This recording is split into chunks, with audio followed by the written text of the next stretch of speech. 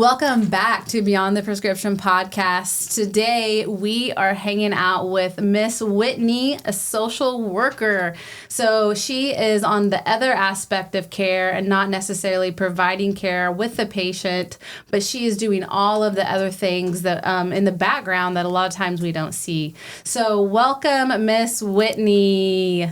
Thank you for having me. I'm so glad you're here. So let's think about this. A few years ago, I was working in the emergency room. You were working in the emergency room. We had eye contact and we were like, what? Like, how do I know you? You know, and we were just sitting there. And I think it was like maybe a little longer. We were like down the road, like maybe a couple hours. We were like, wait a minute. We both do CrossFit and we love CrossFit and now we work out in the mornings together. Yes. So that's fun. Yeah. That's a good time. But I was like, oh, Whitney, you're like a nurse. And you're like, no, I'm not a nurse. You're like, I'm a social worker. So tell me about that. Tell me about what is a social worker? Oh, wow. Social work is a pretty big profession. So we work in different areas. You can work in schools, you can work in hospitals, correctional facilities, macro level if you want to work with community development, counseling, mental health. So you name it. But right now, my career is focused in the emergency room. So I work with patients, families, people that maybe don't ever check in. They want to come in and just need help with resources. And yeah, that's what I do. So you do a lot of background work that I've noticed in the emergency room on sometimes like whenever we get into like a hard situation, we are like, where's Whitney? But before we kind of dig into that a little bit, what led you into being a social worker? I always knew I wanted to help people. I never really thought I was going to be a social worker until like my sophomore year in college. I had taken like a career test and noticed I really could do some positive things with people if I worked with them on their socioeconomic problems and concerns. And so I jumped into the social work office and we took some classes and I liked it a lot. So does anyone in your family a social worker or in the health? Since I have gotten my MSW, I have a cousin in California who just finished her master's in social work and also received her master's in public health. So, yeah. So there's only one other one that I know of. Yeah. Very cool. Yeah. My sister is actually a social worker out in LA County. So she does she helps with the foster program for LA County out there. So, but yeah, so that's the only like correlation and with regards to social work I knew about before I started in the healthcare field. So yeah, tell us what a social worker does specifically, like in the emergency room. What does your day kind of look like? Sure. A lot of times we do a lot of chart reviews on patients that come in to see, had they recently been in the hospital? Had I recently seen them through the ER? A lot of times the doctors, nurses, and other providers may mention, hey, this will be a good person for you to see. They are struggling with X, Y, and Z. So, and then you go in, you do an assessment, basic, who do you live with, from do you have running water, can you take care of yourself? There's a number of questions we like to ask just to get a good picture of what the person's going through. Okay. So you have like just kind of like do you have like a protocol on the assessment questions to kind of get to know them and their living situations and things? We have a standard assessment, like an initial assessment evaluation we do. And then if they've had one done in the last 30 days, we'll follow up on some of those questions if we notice them struggling, maybe having more recent falls or difficulty getting to appointments and those kinds of things. Okay. So you do a lot of work with kind of like the elderly or the geriatric population. In helping them, like, give us an example of a patient that would come in that would be like someone that you would be helping. Sure. We oftentimes see people who are elderly, who live alone, are struggling to complete their ADLs. They are falling. They don't ask their family for help, or they don't have family to help. Sometimes they are found to be hoarders or unable to just get things completed or out of their house. So that's a common thing we see. And that's usually kind of how they enter or come to the emergency room, is it's kind of gotten to a point where their health or something bad has happened. Yep. And they get brought in probably from the ambulance, or, maybe the neighbor brings them in. Right. Fire department, if they can't get up without more help. Yes, exactly. Yeah.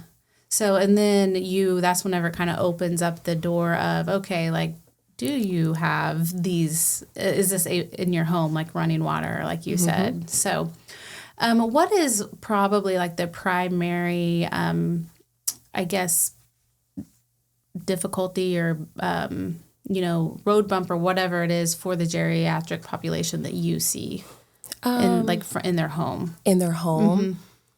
It's different for different people, but we see lack of resources, maybe lack of financial stability. They may be taking care of other people in their family, so then they go without. Sometimes they're caring for a spouse or an adult child or grandchildren, and they're just weaker, and so they just require more help for themselves so they can help others, but they don't want to take the time to help themselves, so they wear themselves out. Yeah. So they come in with like what we see a lot of, like they'll have a pneumonia, or they'll have, acute kidney injury, or there's something. Or a broken hip. Right, broken hip. Yeah. So if a patient comes in with a broken hip and they have, let's say they have maybe an adult child who has like a disability, that's a lot of the things where you would come in, right? Yeah. We would try to see if somebody else in the family or close friends could help care for the adult child with a disability while the patient gets rehabilitated so they can get back home, because their main concern is their loved one. And we're like, well, you can't pour from an empty cup. We've got to get you better first. Right.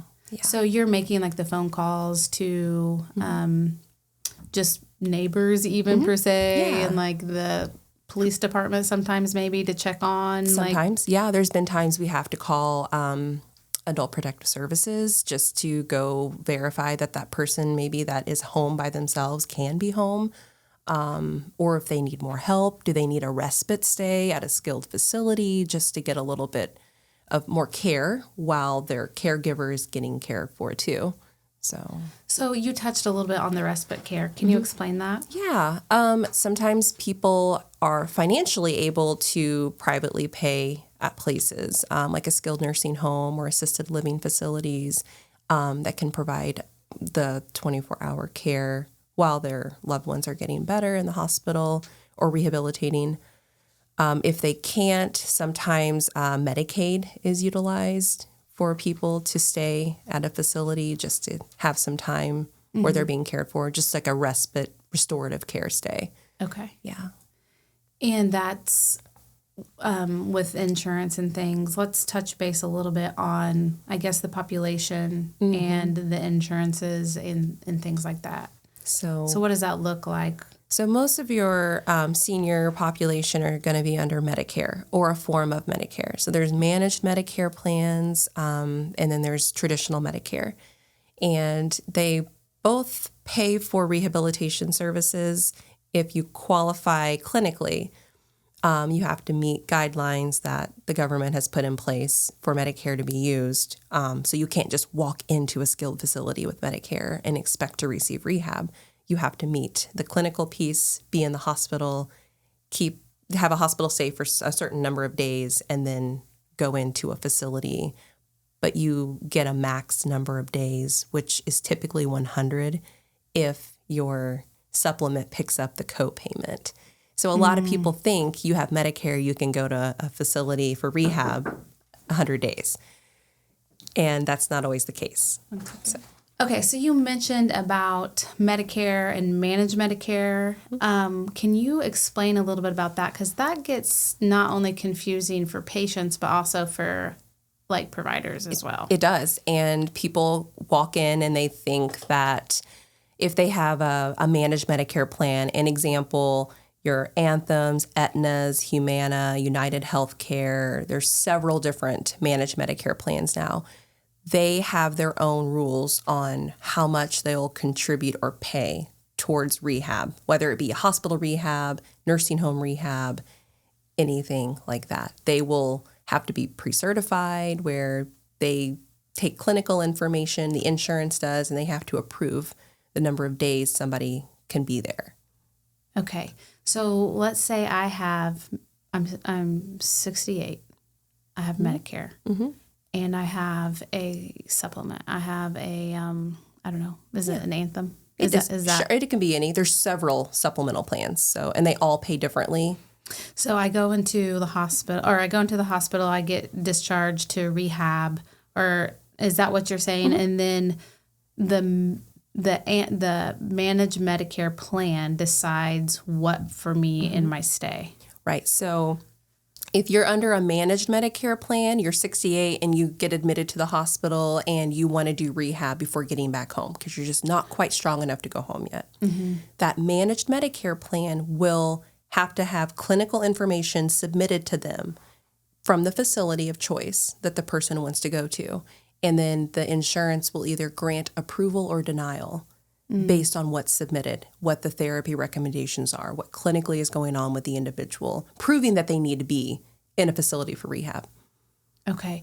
Is there times that, like, the clinical staff feel like a patient really needs to be staying, but the insurance is saying you've met, we're only going to pay for this many days. Do you see that? Yeah, that's getting a little bit more into the utilization part of the job, which is done by nursing. There's a nurse care management side to the department I work in. So utilization works with the insurance companies. So those nurses are on the phone. They update the insurance companies on patient stays, their progress, the status of their diagnosis. And then you get so many hours or days in the hospital based on why you're there. Mm-hmm. And the criteria changes all the time. So just from like the Medicare, like CMS or something, they just like update the... Yep. How often? For the managed Medicare plans, I know those nurses are on the phone all the time. Like I would say it's a daily update that they're sending in. Wow. But I don't know their job as well to like explain exactly what they're submitting and all of that. But I do know they keep the hospital in check on, hey, insurance will pay for 2 days or 3 days or whatever it may be. But if something changes in their status, they can ask for more time. But yeah. And then obviously Medicare pays, this is getting a little bit out of my scope, but I know there's like a DRG. So it's like a lump payment that is paid based on the patient being in the hospital, like a Medicare payment for qualifying for admission, whether it's observation or full admission. Okay. So like the DRG is kind of like, all right, so for every patient who has a broken hip, we're going to give a lump sum of this. And then after that, does the facility just absorb that? I believe there's a lot of absorption, yes. Yeah. But that's how that works. Because I'm not familiar with like DRG. Yeah. So we basically try to work on our discharge planning from day one. That's what our job is. Like whenever they come in the ER? As soon as they come in the ER. And it sounds backwards because you'd think, well, how can you discharge plan? You don't even know what's going on yet. Yeah. That's true. But if we can start talking about possible places or plans, whether it be rehab, home health, outpatient therapy, long-term acute care hospitals, like such as Select Specialty Hospital in Evansville, or those are the places that a lot of patients end up going. Or swing bed. I forgot to mention swing bed units, which are more common for rural hospitals like Olney, Wabash, Robinson, Princeton, Lawrence. They all have a swing bed unit, which can do rehab as well. Oh, okay. Yeah. And then that's kind of just different on how it's processed through insurance. Yeah. It's looked at like a SNF, like a skilled nursing facility. They have a 3-night requirement as a full admission minimum. You can stay longer than 3 nights in the hospital, but a minimum of 3 nights in order to qualify under Medicare guidelines. So do you see after you guys have worked super hard on what you said, like in the beginning, they come into the emergency room, you start the discharge planning, let's say they go into a facility or they don't, either one, but are you seeing a lot of patients return to the emergency room? Mm-hmm. Yeah, I don't know if I would say a lot. We see a good amount What does that cause, do you feel like? Is there like a number one thing? If after they've been admitted to the hospital and discharged, Mm-hmm. it just depends on the person. Mm-hmm. Sometimes they're unable to pick up their medicine. Sometimes they are not as strong as they thought. They thought they could do it and they just couldn't get around at home. Mm-hmm. We get people that are maybe coming back for something totally different, unrelated to why they were in the hospital the first time. Yeah. Yeah, that's... Or they were confused on how to even take their medicines and they're taking it wrong because they don't have anybody with them. Yeah. Right. Yes. Lack of support, follow up. Yeah. And that's like a lot of times whenever you have when someone's been discharged from the hospital, a lot of times you do have like home health is like kind of a main resource that we think of. But are there other resources that you help patients with whenever they're discharged? When they're discharged? Yeah, there are other resources other than home health. There's outpatient physical, occupational speech therapy. We mentioned swing bed, which is very similar to a short hospital rehab stay. It's actually in the hospital setting, not a skilled nursing facility. Long-term acute care hospitals that will take patients if they have specific diagnoses, chronic wounds, things that are needing more medical attention, not so much nursing home attention, if that makes sense. So it allows them to be in a more acute setting longer after they leave the acute hospital. Yeah. So a lot of patients will go that direction if chronic problems. Yeah. So if you have a patient that is in the emergency room and you find out they don't have running water, or if you find electricity, what do you do? What do you do with that patient?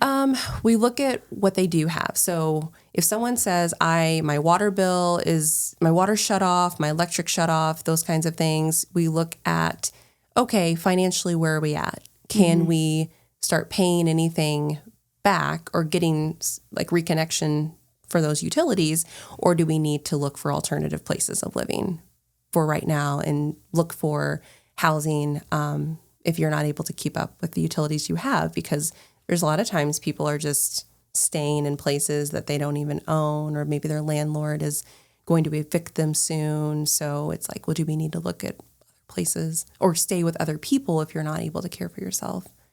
Yeah. And then so you help with that financial aspect as well? No, we don't. I mean, we're not able to pay everyone's utility or pay back any back pay that they owe to a specific company. There are times that we at the hospital, we utilize our foundation assistance to help some situations if it's in our realm. If it's way too much, then no, we look for over in Indiana, we've got a couple of resources like Salvation Army, PACE, St. Vincent de Paul, Helping His Hand, some local churches. We have a community resource list, and one section is financial assistance. Okay. There is another resource over, I believe it's in Petersburg, called TRICAP that helps people with rental assistance. Oh, okay. And yeah, there's some different foundations and programs that people may qualify for. Trustee office in different counties also help. Are you seeing an increase of people needing resources like that? Yes. I believe I feel like I see more people who are unhoused or lacking in resources for utility bills, mostly when it's super cold or when it's really, really hot. I find that to be extreme times where people are struggling because their utility bills are really high. They're expensive. Very. Yeah. What about the homeless population? Are you seeing an increase in homeless? Yeah, it looks different in the rural communities because people are couch surfing or maybe in a tent in someone's backyard or just crashing on someone's couch. They don't necessarily have a place of their own. So they just go from place to place. Yeah. Or maybe sleeping in a vehicle or, instead of park bench. In a larger city, you're going to see almost like homeless communities. Correct. Yeah. We don't see as much of that. It's a little bit more covert and covered. You don't see that as often in rural communities. Yeah. Yeah. I do know like the homeless population is increasing just here in Richland County, and I'm assuming in the other counties surrounding. Over in Indiana, do you see quite a bit as well? Yeah. I feel like it reaches all ages, all demographics. You see people that are working that are without a place to live, and then you see people that are not working that don't have a place to live, and then all ages. So do you see so you're even seeing like sometimes like children, like what do you do if you have like a child that is in a homeless situation? That becomes a little more sticky. Yeah. We do over in Indiana have a resource called it's like a Community Partners Ireland Home-Based Services that the state provides. It's free. It's case management. It's more preventative care. So if someone finds themselves without a place to live and they have children, I definitely recommend that resource and help make referrals. They're pretty quick with the turnaround and try to do their best in getting people set up with the place if they can. It becomes very challenging, but if it's an unsafe situation for children, a lot of times too, Department of Children and Family Services does get involved just because you've got to make sure they have what they need, the kids. So you're seeing all ages from children and even like geriatric population, you're seeing, Yeah. unfortunately, they don't have somewhere. Right. Or it looks like they may be staying with someone, but you just don't know how long they can stay there, or they stay in a local motel, but then they may run out of money, and then they find themselves in the hospital because they have nowhere else to go. So they go there for refuge. And then that's where you come in. I feel like it's a big time question. Like, okay, they are really struggling. Where can they go? So we do have to utilize homeless shelters. Are there any around here? I know Swan has helped in some situations over here in Olney. They have the community couch program in Lawrence County at the health department. Is that like the living room area? Yeah, the community living room. Yeah. Oh, okay. Yeah, so you go in and you have an assessment done to make sure you're stable, and then you have to be working on finding a place, but you're allowed to stay there to care for yourself. I think it's a 23-hour program where you stay for 23 hours and you have to leave for an hour, and then you can check back in. But you're more responsible for your own needs, like food and making sure you take your medication. Like, they don't do any kind of hands-on care. They're just like providing a place, Like a place. shelter, water. Do they provide food? I don't think they have like meals. I think they may have some snacks, but you're expected to go out and get your own food. And I don't think you can store food at the facility there either. We do have homeless shelters. Like, there's one in Vincennes. It's a newer one, but Troy Pickle runs that operation over there. And a lot of times he's meeting with people daily to see if they qualify to be in the shelter.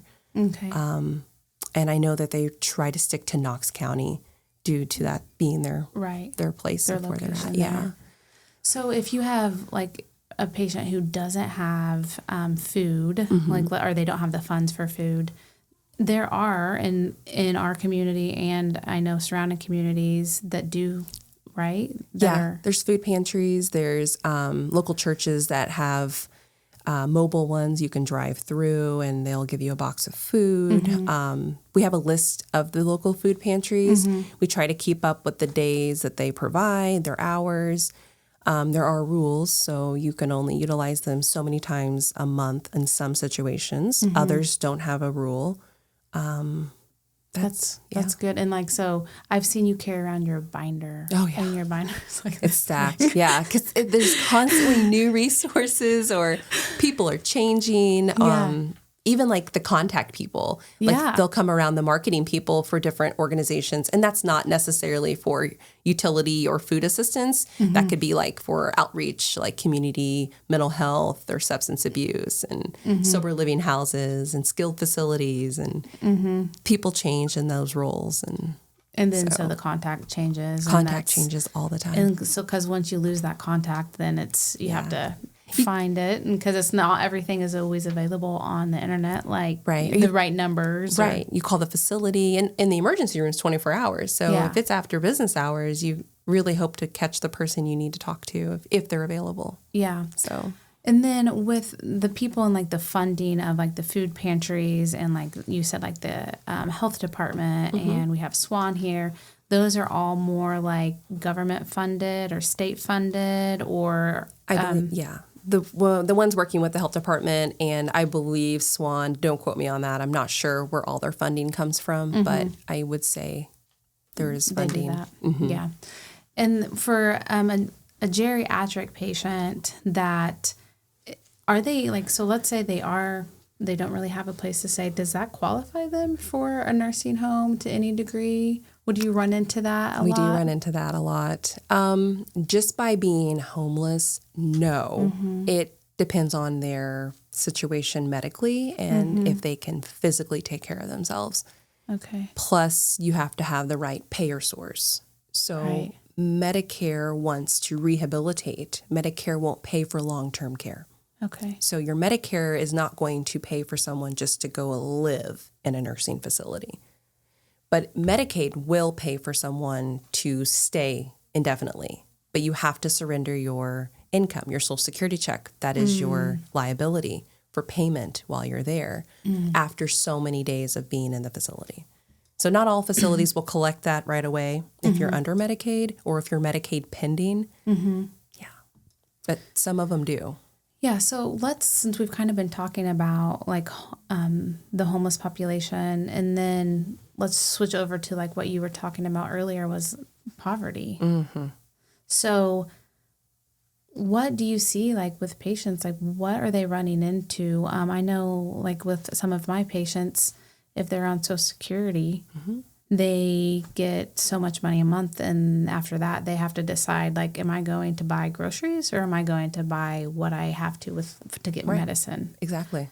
So like what, I guess just tell our viewers a little bit of what you're seeing with that and maybe the frustrations. Yeah. And how they handle that. Yeah. If some of the medications can be qualified for like pharmaceutical company assistance or maybe having, I don't know, almost like a assistance program to help pay for some of those, that can alleviate some of the medication cost problems. If they are eligible financially for Medicaid, it's nice if we can get them set up on a Medicaid plan just to help pay the cost of their medications. But if they're right over that financial barrier there, that's the issue we see, I think more so than not. It's sometimes families can help. Sometimes we just have to talk to the physician offices and say, hey, this is just not a feasible medication. Can we look for an alternative one if we can?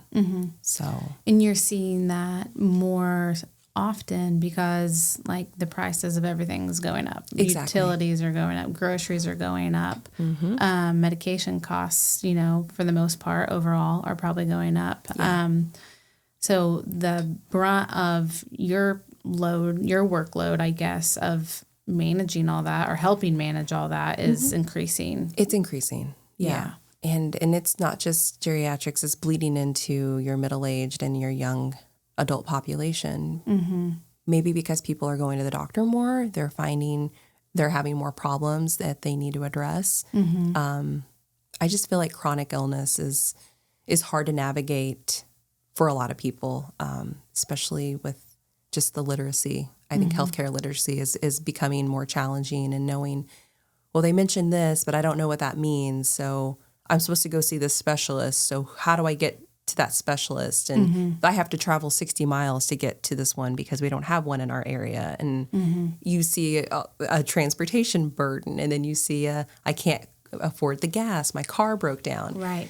Or I don't have a dependable vehicle. I don't have a vehicle. And then you may say, okay, well, you have Medicaid, so let's use your transportation through your Medicaid service. Well, they never come and pick me up on time. I miss my appointment. And then if you get to see your specialist and you're late, they say you have to reschedule. Yeah. Or we tried this 3 times, so now we drop you, or whatever it may be. So, yeah. Yeah, that's a whole other different aspect of care with that. So, and like with, I guess, the baby boomer population, and then what you said is bleeding down into even younger generations.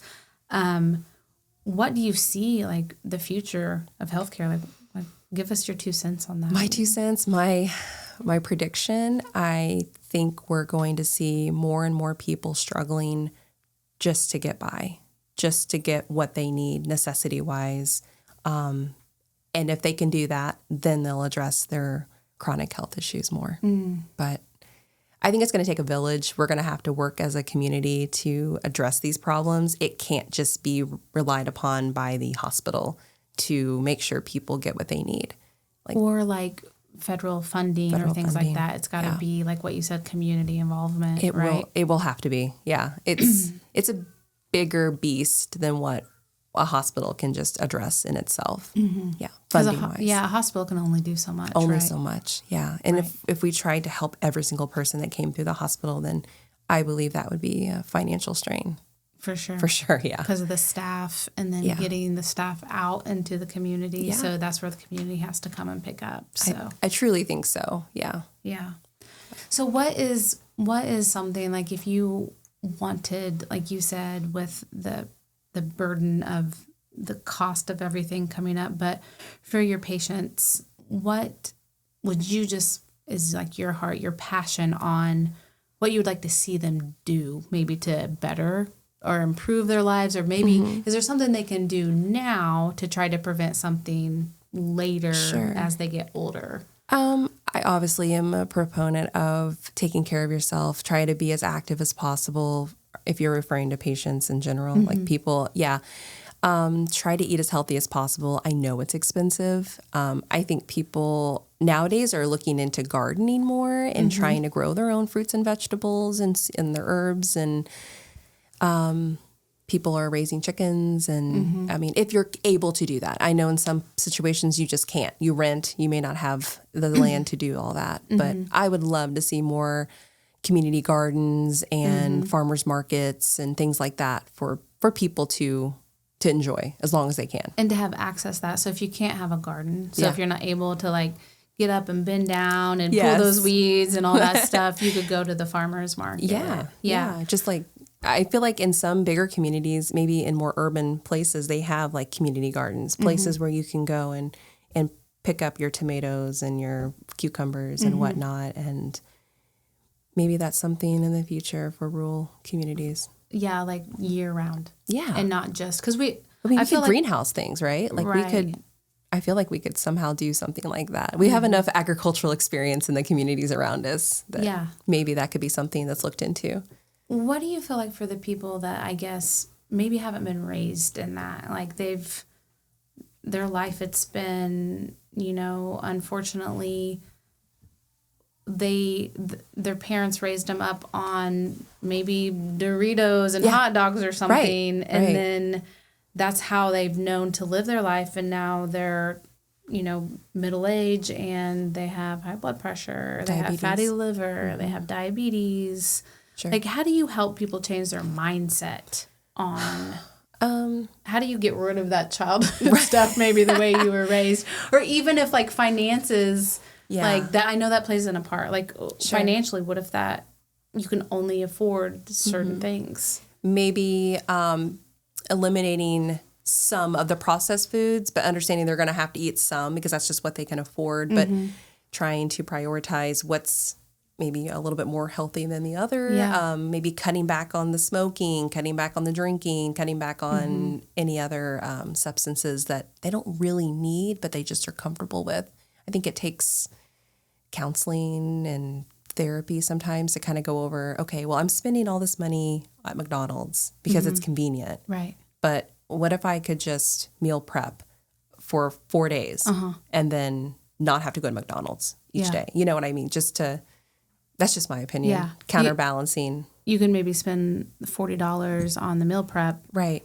Versus however much it is. Right. Maybe it's $20 to $40 each time you go to McDonald's. I don't know. However many you're feeding. Yeah. Yeah. Yeah. And I think sometimes people don't realize how much they're spending. Like at the time, it doesn't seem like a lot. But then if you look at the overall budget, it's like, whoa, we didn't realize that was so much money going out for that. And then, and that's another thing is budgeting. I think a lot of people just need help with knowing how much they're spending and how much they've got coming in, and what is my limit? What's my boundary here? Because people say, I'm short. I don't get paid for another 2 weeks. And it's like, okay, well, it would be nice to have that individualized counseling on budgeting. Yeah. So are there resources for that or no? Actually, I know in Illinois, Ambral River Basin Agency has like housing counseling, and they do some financial counseling for people that are trying to, rent or purchase a home. And so I think that's beneficial. Yeah. So that's a community action agency that's Lawrence, Richland, Crawford, getting up near, there's Jasper County with Newton, and then Coles County. Like they're a pretty big organization, honestly. So they'll sit down with you. Yeah. Is that something that you have to pay for though? Or do they do it? So I know they have guidelines eligibility wise for financial reasons, but no, I think anyone can call and just kind of figure out, hey, do I qualify for help with this? And I think a lot more people should take advantage of that resource because, and they do more than just the housing counseling, and there's LIHEAP for energy assistance. And so they will help with, if they can, with electric and gas and weatherization, making sure your house is, climate control. So that is good. What is the company called? It's called IRBA, Ambral River Basin Agency. Okay. So, yeah. Yeah, like stuff like this. Like I didn't even know stuff like this. There's one right here in Olney. Oh. Yeah. And they have the senior center. So they're the ones who are over like your senior citizens, Crawford, Richland, Jasper. But I know like Lawrence County is separate. Their senior center is not connected to IRBA. But there's Head Start. Your Head Starts are through IRBA in these communities over here. Okay. Yeah. I mean, like, you feel like that. I just remember in school, like in high school or whatever, I had an elective. Like I could take a financial class, or I could not and do something else. Do you think that stuff should be mandatory? Yeah, I do. I do too. I don't think I ever had one. I had a consumer science class, I think, in high school, but I mean, we touched on budgeting, but I don't think it was really impressed upon too much. So, no, not at all. And then if you're not taught that as a child. Right. Yeah. And a lot of people aren't, right? It's a cycle of behavior. If you see your parents doing something and they're not budgeting, you could say, oh, well, they didn't do it, so why would I do it? Yeah. So. Well, it has been super awesome to sit down and talk with you. You too. And I know you're doing wonderful things. I've seen it firsthand. And then I also know just all of the information that you have. And then, like you said, like the connections and the resources, and just being that person a lot of times in times of crisis, times of, unfortunately, sometimes even trauma, family trauma, things like that. You are a lot of times that has to come in and go through all the weeds and figure out how can you help this person really and live at home or wherever they're best going to be safe. And so thank you for what you're doing. Well, yeah. It's beautiful. Thank you for having me. Yeah. It's a joint effort, as you know. There's so many disciplines within healthcare that have to work together and help meet the needs of people and their families. So awesome. Yeah. Well, thank you so much for joining today as we sat down with Whitney, a social worker in the emergency room, as she helps explain some of the challenges that we see or that she sees, and as some of the things of maybe what she would like to see for our future in this community. So we are so glad you joined in today, and keep following us as we continue to talk to other community leaders and figure out how we can help you and your loved ones thrive.